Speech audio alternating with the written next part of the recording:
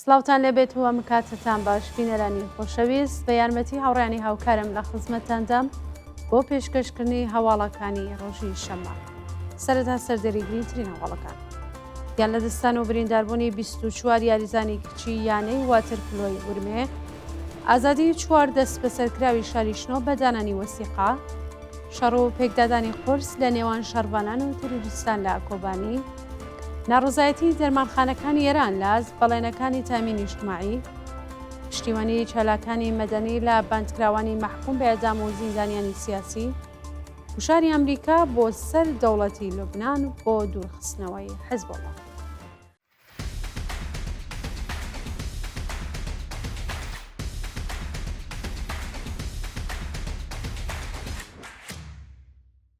گیان لە دەستان و برینداربوونی 24 یاریزانی کچی یانەی واترپلۆی ورمێ. ڕۆژێ هەینی 19 ڕێبەندان ئۆتۆبوسی هەڵگری یاریزانانی کچی یانەی واترپلۆی ورمێ لە جادەی ورمێ بۆ ئیسفەهان تووشی ڕووداوی هاتوچوو بوون و وا بەهۆیەوە 2 کەس گیانیان لەدەستا و 20 کەسی دیکەش بریندار بوون. بە وتەی چالاکانی مەدەنی پارێزگای ئازەربایجانی غەربی، هەموو ئەندامانی یانەی واترپلۆی ورمێ تەمەنیان ژێر 20 ساڵ بوو و هۆکاری ڕووداوەکە بە کەمتەرخەمی بەرپرسانی وەزارەتی وەرزش و لاوان زانراوە. ڕانی باساکە ڕۆژی پێنجشەممەش سرویسی گواستنەوەی قوتابیانی کچ لە پارێزگای کرمان بەهۆی خراپی ڕێگەوبان و نزمی کوالیتی ئۆتۆمبیلەکە کە بەرهەمی نێوخۆیە وەرگەڕاو لە ئەنجامی ئەو ڕووداوەشدا 6 قوتابی گیانیان لەدەستا و 27 کەسی دیکە بریندار. دەست بەسەرکردنی قانع خاتری لە شاری سنە. ماوەی 4 ڕۆژ بەسەر دەستبەسەرکردنی قانع خاتری شارۆمەندی خەڵکی شاری سنە تێپەڕ دەبێت و شارە نووسێ و هاوڵاتیە بە ناڕوونی ماوەتەوە. ڕۆژی سێشەممە 16 ڕێبەندان قانع خاتری چالاکی ژینگە پارێزی خەڵکی شاری سنە لەلایەن هێزە ئەمنیەکانەوە دەست بەسەر و بۆ شوێنێکی نادیار ڕاگوێزرا. لە ماوەی 4 ڕۆژی ڕابردوودا بنەماڵەیە و چالاکە مەدەنیە چەند جار سەردانی ناوەندە ئەمنی و قەزاییەکانی شاری سنەیان کردووە، بەڵام هیچ زانیاریەکیان دەست نەکەوتووە. گواستنەوەی پەروین ئەدوایی بۆ کانونی چاکسازی و پەروەردەی سنە. پەروین ئەدوایی شارۆمەندی خەڵکی مەریوان کە سەرەتای مانگی ڕێبەندانی ئەمساڵ لەلایەن ئیدارەی ئیسلاحاتەوە دەست بەسەر کرابوو بۆ بەندی ژنانی کانونی چاکسازی و پەروەردەی شاری سنە گوازراوەتەوە.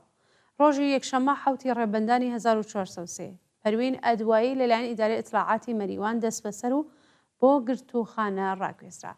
لە ڕۆژانی ڕابردوودا ئەو چالاکە مەدەنیە بۆ بەندی ژنانی چاکسازی و پەروەردەی شاری سنە گوازراوەتەوە و هەردوو ڕۆژ جارێک پەیوەندی تیلەفۆنی لەگەڵ بنەماڵەکەیدا دەگرێت. جێگەی ئاماژەیەکە هێشتا هۆکاری بەندکرانی پەروین ئەدوایی و ئەو تۆمەتانەی خراوەتە پاڵ دۆسیەکەی ڕوون نەکراوە.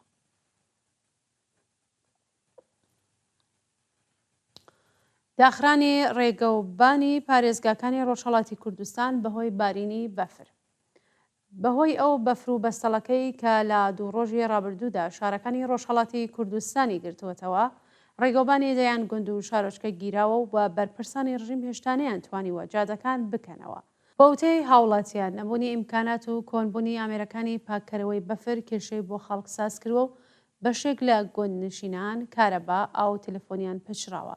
هەروەها دەوڵەت هەموو ئیدارە، زانکۆ، قوتابخانە و بانکەکانی لا پارێزگاکانی تاران، چوارمەحال و بەختیاری، هەمەدان، لۆڕستان، ئیلام، ئازەربایجانی غەربی، کوردستان، کرماشان و ئەردەبیل بە بیانووی نایەکسانی گاز و بەرق داخستووە. ئازادی 4 دەست بەسەرکراوی شاریشنۆ بە دانانی وەسیقا. ڕۆژی هەینی 19 ڕێبەندان 4 دەست بەسەرکراوی شاریشنۆ بە ناوەکانی موراد عەبدوڵڵا عومەری، نورەدین مەلا عەلیزادە، تەوفیق ئەمینی و محەممەد بێهروزی بە دانانی وەسیقەی 1 میلیاردی لە زیندان ئازاد کران. 40 ڕۆژ لەمەوبەر ئەو 4 هاوڵاتیە بەبێ بەڵگەی قەزایی لەلایەن ئیطلاعاتی سپای پاسدارانەوە دەست بەسەر و بۆ ماوەی 30 ڕۆژ ئەشکەنجە و لێپرسینەوەیان لێکرابوو. بە دوای ئەو 30 ڕۆژە موراد عەبدوڵڵا عومەری، نورەدین مەلا عەلیزادە، تەوفیق ئەمینی و محەممەد بێهروزی ڕەوانەی زیندانی شنۆکران و پاش 10 ڕۆژ بەندکران هەر یەکەو بە دانانی وەسیقەی 1 میلیاردی ئازاد کران. شەڕ و پێکدادانی قۆرس لە نێوان شەڕڤانان و تروریستان لە کۆبانی. ڕۆژی هەینی 19 ڕێبەندان ئەرتشی تورکیە و گروپە جیهادیەکانی سەر بە وڵاتە لە ئاسمان و زەویەوە هێرشیان کرد سەر بەنداوی تشرین و گوندەکانی دەوروبەری منبێژ، گرێسپی و عین ئیسا و شەڕێکی قۆرس لە نێوان شەڕڤانان و تروریستاندا ڕوویدا. بەوتەی فەرماندەی هێزەکانی سووریای دموکراتیک لە شەڕ و پێکدادانەکانی نێوان شەڕڤانان و تروریستانی سەر بە دەوڵەتی تورکیا لە دەوروبەری بەنداوی تشرین و باشووری کۆبانی 9 چەکدار سەر بە تورکیە کوژراون و چەندین کەسیان بریندار کراون، هەروەها 3 شەڕڤان گیانیان بەخت کردووە. ناڕزایەتی دەرمانخانەکانی ئێران لە ئاست بەڵێنەکانی تامینی اجتماعی. ڕۆژی شەمە 20 ڕێبەندان دەرمانخانەکانی سەرانسەری ئێران لە بەیاننامەیەکدا ڕایانگەیان تا کاتی نادیار دژی بەڵێنە درۆینەکانی ڕێکخراوی تامینی اجتماعی دەرمان لە شرکەتەکانی سەر بە هۆڵدینگی شەستا و تیپیکۆ ناکڕن. بە پێی زانیاریەکان دەرمانخانەکانی ئێران خوازیاری پەرداختی 6 مانگ داخوازیە دواخراو لە ڕێکخراوی تامینی اجتماعی و 5 مانگ داخوازی دواکەوتو لە ناوەندی هەدەفمەندی یارانەکانن. دەرمانخانەکان لە بەیاننامەکەیاندا هەروەها خوازیاری چاکسازی لە قەراردادەکانی بیمە و ناچارکردنی تامینی اجتماعی بە پەرداختی جەریمەی دواخراوی داواکاریەکانیان بوو.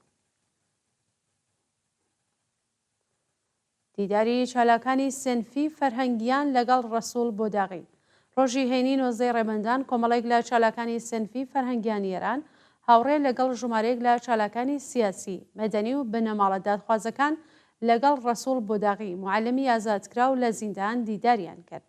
لە ڕۆژانی ڕابردوودا ڕەسوول بۆداغی چالاکی سنفی فەرهەنگیان ئێران لە زیندان ئازادکراو شۆرای هاوئاهەنگی ڕێکخراوە سنفیەکانی فەرهەنگیان ئێران لە بەیاننامێکدا وێڕای پیرۆزباییکردن لە بنەماڵە و هەموو هاوکارەکانی بۆ جارێکی دیکە پشتیوانی خۆی لە معلمانی بەندکراو دووپات کردەوە. ڕۆژی هەینی کۆمەڵێک لە چالاکانی فەرهەنگی، سیاسی و مەدەنی هاوڕێ لەگەڵ چەند بنەماڵەی دادخواز سەردانی ڕەسوول بۆداغیان کرد و خوازیاری پاڵپشتی کۆمەڵگا لە عەلی کروشاد، سیامەک سادقی چێرازی، کەوکەب بۆداغی پێگا، پیرۆز نامی و مەسعود فەرهیختە 5 معلمی زیندانی کراو بوون کە هەر یەکەو بە 6 ساڵ بەندکران مەحکوم کراون.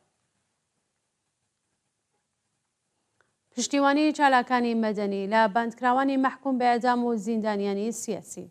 ڕۆژی هەینی 19 ڕێبەندان چالاکێکی مەدەنی بە بەدەستەوەگرتنی پلاکار لە بەردەم زیندانی ئەڤین خوازیاری هەڵۆشانەوەی سزای سێدارە بوو و هەروەها ئازادی خوازانی ئەردەبیل بۆ پشتیوانی لە محەممەد ڕەزا فەقیهی پارێزەری بەندکراو تراکتیان لە نێو شاری ئەردەبیلدا بڵاو کردەوە.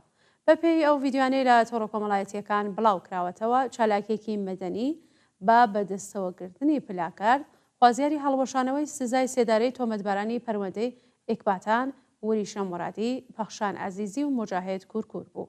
لە شاری ئەردەبیل هەروەها تێکۆشەرانی ڕێگەی ئازادی با بڵاوکردنەوەی تراک لە نێو گەڕەکەکانی ئەو شارە پشتیوانی خۆیان لە محەممەد ڕەزا فەقیهی پارێزەری ئازادیخوازی دادگستەری کە لەم دواییانەدا بە 5 ساڵ زیندان مەحکوم کرابوو دەربڕیوە.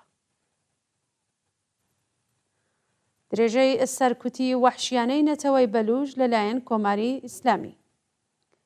ڕۆژی پێنجشەممە و هەینی واتە 18 و 19 ڕێبەندان هێزەکانی ڕژیم لە شارەکانی چابەهار و زاهێدان هێرشیان کرد سەر خەڵکی هەژار و چەند خانوویان ڕووخاند.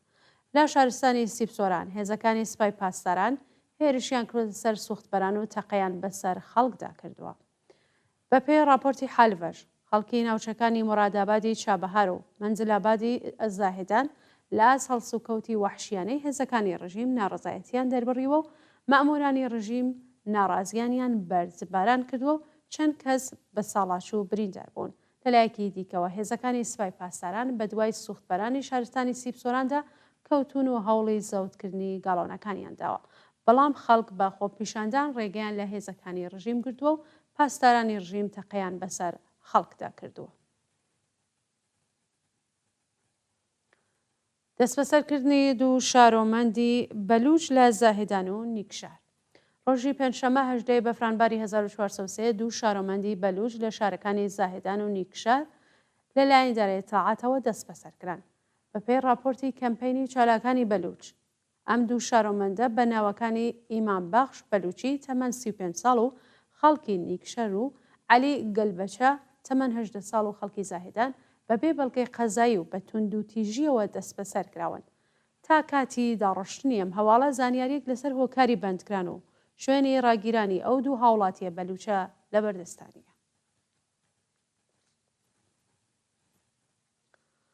و دو هەواڵمان سەبارەتە بە گوشاری ئەمریکا بۆ سەر دەوڵەتی لوبنان بۆ دوورخستنەوەی حیزبوڵڵا. مۆرگان ئۆرتیگاش جێگری تایبەتی سەرۆکۆماری ئەمریکا لە کاروباری ڕۆژهەڵاتی ناوین ڕۆژی هێنی لەگەڵ جۆزێف ئاون سەرۆکۆمار کۆبوونەوە و دیداریان کرد و خوازیاری دوورخستنەوەی گروپی حیزبوڵڵا لە پرۆسەی سیاسی ئەو وڵاتە بوو. مۆرگان ئۆرتیگاش لە دیدار لەگەڵ جۆزێف ئاوندا ڕایگەیاند کە حیزبوڵڵا و لایەنگرانی نابێت هیچ دەور و نەخشێکیان لە دەوڵەتی نوێی ئەو وڵاتەدا بێت و ئەوە هێڵی سووری ئامریکایە بۆ دەوڵەتی لوبنان کە ئەبێت لە بەرچاوی بگرێت تاکو و ڕوبەڕووی سزا نێودەوڵەتیەکان نەبێتەوە. شانی بەسە کە هێزەکانی حەزبوڵڵا شەوی ڕابردوو لە ناڕزایەتی بە وتەکانی مۆرگان ئۆرتیگاش لە دەوروبەری فڕۆکەخانەی بەیروت کۆبوونەوە و بە ئاگردانی لاستیک جادەی سەرەکی ئەو فڕۆکەخانەیان داخست. بینەرانی خۆشەویست سەواڵەکانتان پێشکەشکرا هەشادشی.